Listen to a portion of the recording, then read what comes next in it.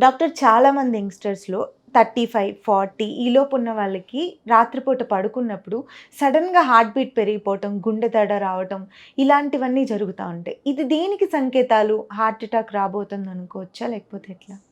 చాలామందికి నిద్రలో లేవడము ఇలా జరుగుతున్నప్పుడు ఏంటంటే more of tension, anxiety, sleep లేకుండా వర్క్ స్ట్రెస్‌తోని వేరే విధంగా దాంతోని ఉంటుంది. ఇంకా మిగతా వాళ్ళకి చెప్పకూడదు కానీ various family tensions, stresses, activities వల్ల కూడా దడ వస్తుంది రాత్రుళ్ళు. అలాంటివి ఎక్కువ కామన్. కానీ వెరీ రేర్‌లీ హార్ట్ నొప్పి వచ్చి కూడా లేచి కూర్చున్నప్పుడు లేదంటే ఆయాసం వచ్చినప్పుడు కూడా దడ రావడానికి అవకాశం ఉంటుంది. కానీ ప్రతి రాత్రిలో వచ్చే దడలన్నీ హార్ట్ జబ్బు అని అనుకోవడానికి అవకాశం లేదు. ఇండియాలో ఎక్కువగా మనం హార్ట్ అటాక్‌ని 2 పీక్‌లో చూస్తాం. యంగ్ వాళ్ళలో వచ్చే హార్ట్ అటాక్స్‌కు మెయిన్ కారణం స్ట్రెస్, యాంగ్జైటీ, స్మోకింగ్ ఇట్లాంటి కారణాలు. వాళ్ళందరికీ కూడా ఇంకా ఫ్యూచర్‌లో పెరిగేదానికి రిస్క్ ఎక్కువగా ఉంటదనే అవకాశం ఉంటుంది. కానీ ఎల్డర్లీలో వల్ల వచ్చే వాళ్ళకు ఎక్కువగా మనకు డయాబెటిసు, బ్లడ్ ప్రెషరు, అధిక కొలెస్ట్రాల్ వల్ల ఎక్కువగా వస్తుంటుంది. సో, అందరూ కూడా నిద్రలో దడ వచ్చిందంటే మాత్రాన అంతా హార్ట్ అటాక్‌లు కావండి. చాలా మట్టుకు 100 మంది అట్లా చూస్తే ఒక 5-10% మందిలోనే హార్ట్ జబ్బులు రావచ్చు. మిగతా 90% అంతా కూడా ఎక్కువగా స్ట్రెస్సు, యాంగ్జైటీయో లేదా షుగర్ మాత్రలు ఎక్కువగా తీసుకొని షుగర్ లెవెల్స్ తగ్గిపోవడం వల్లనో, లేదంటే నిద్ర లేకపోవడం వల్లనో అట్లాంటివి ఎక్కువ కారణాలుంటాయి. సో, నిద్ర నుంచి లేచినంత మాత్రాన కాకపోతే నిద్ర నుంచి ఒక మనిషి లేసినారంటే దానికి ఏదైనా సిగ్నిఫికెంట్ కారణం ఉందా అని చూసుకొని కన్సర్న్డ్ దగ్గరున్న హాస్పిటల్‌కెళ్ళి ఈసీజీ లాంటి టెస్ట్ చేసుకొని రూల్ ఔట్ చేసుకోవడం చాలా అవసరం. నాకేం లేదు గ్యాసో అనుకోని ఇంట్లోనే ఉంటే సడన్ డెత్‌లు కూడా చూస్తుంటాం.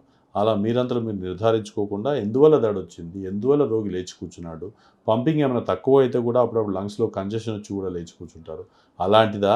లేకపోతే రొటీన్ యాంగ్జైటీ వల్లనే గుండెంతా నార్మల్ ఉందా అనేది కన్సర్న్ డాక్టర్ దగ్గర టెస్టులు చేసి చూసుకొని మనల్ని మనం నిర్ధారించుకుంటే అప్పుడు మీరు నిశ్చింతగా ఉండొచ్చు.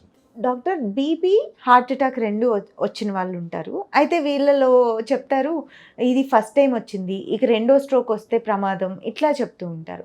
బీపీ, హార్ట్ అటాక్ 2 కాంబినేషన్ ఉన్న వాళ్ళు ఇది ఫేస్ చేసేవాళ్ళు ఎలాంటి జాగ్రత్తలు తీసుకోవాలి? నేను చెప్పాను కదండీ ఇందాక రిస్క్ ఫ్యాక్టర్స్ బీపీ ఉంటే ఒక 2 టైమ్స్ రిస్క్ ఉందనుకోండి.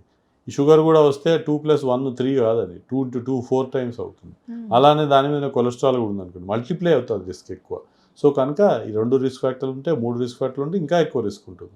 వాళ్ళందరూ కూడా ప్రాపర్‌గా బ్లడ్ ప్రెషర్ కంట్రోల్ పెట్టుకోవాలి. రిస్క్ ఫ్యాక్టర్స్ ఏమున్నా డయాబెటిస్ ఉన్నా, కొలెస్ట్రాల్ ఉన్నా దానికి సంబంధించిన ట్రీట్మెంట్ తీసుకోవాలి. అగ్రెసివ్‌గా ట్రీట్మెంట్ తీసుకోవాలి. దాన్ని ఏమంటామంటే హై ఇంటెన్సిటీ స్టాటిన్ థెరపీ అని ఎక్కువ డోస్‌లో స్టాటిన్ కొలెస్ట్రాల్ ప్రొటెక్షన్ మాత్రలు ఇస్తాం.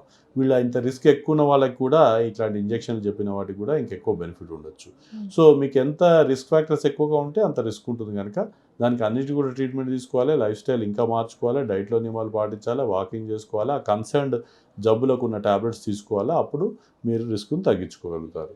కానీ మనకు ఏ మాత్రము రిస్క్ లేకున్న వాళ్ళకి అసలే రాదా హార్ట్ అటాక్ అంటే అట్లా లేదండి. కొన్నిసార్లు జెనెటిక్ టెండెన్సీ వల్ల వస్తుంది. కొన్నిసార్లు మనకి ఏం రిస్క్ లేకపోయినా అప్పుడప్పుడు రేర్‌గా హార్ట్ అటాక్ రావచ్చు. సో, ఏమి లేని వాళ్ళకి వచ్చే ఛాన్స్ తక్కువ గానీ జీరో గాదు. కనుక ఏమి రిస్క్ ఫ్యాక్టర్ లేని వాళ్ళు కూడా అప్పుడప్పుడు డిస్కంఫర్ట్ వచ్చి ఎస్పెషల్లీ రాత్రుల్లో ఎక్కువ డిస్కంఫర్ట్ వచ్చి లేచి కూర్చొని చెమటలు పోస్తుంటే, నడిచినప్పుడు మెట్లెక్కినప్పుడు నొప్పి వస్తుంటే మాత్రం తప్పక వచ్చి మీకు హార్ట్ జబ్బు ఉందా అనేది నిర్ధారించుకోవాల్సిన అవసరం ఎంతైనా ఉంది. ఒకవేళ వచ్చిందని తెలిసినప్పుడు కూడా మంచి విషయం ఏంటంటే, మంచి మందులున్నాయి. దాని తర్వాత యాంజియోప్లాస్టీ స్టెంట్‌లని అధునాతన స్టెంట్‌లొచ్చినాయి. దాని తర్వాత హార్ట్ లోపల కవాటల ప్రాబ్లమ్ ఉంటే టావీ అనే ప్రక్రియ ద్వారా వాల్వ్స్ కూడా మంచిగా చేస్తున్నాము. హ్మ్. ఇలా అన్ని విధాల ఏ విధమైన ప్రాబ్లమ్ ఉన్నట్టు కూడా కార్డియాలజీ చాలా డెవలప్ అయింది. అడ్వాన్సెస్ వచ్చినాయి.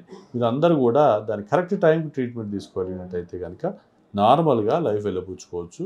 కానీ మళ్ళీ రాకుండా తీసుకోవాల్సిన జాగ్రత్తలు కొంచెం తీసుకుంటూ డాక్టర్ అడ్వైస్ ప్రకారంగా టాబ్లెట్స్ తీసుకోవడం చాలా అవసరం. Right doctor. Thank you. నమస్తే.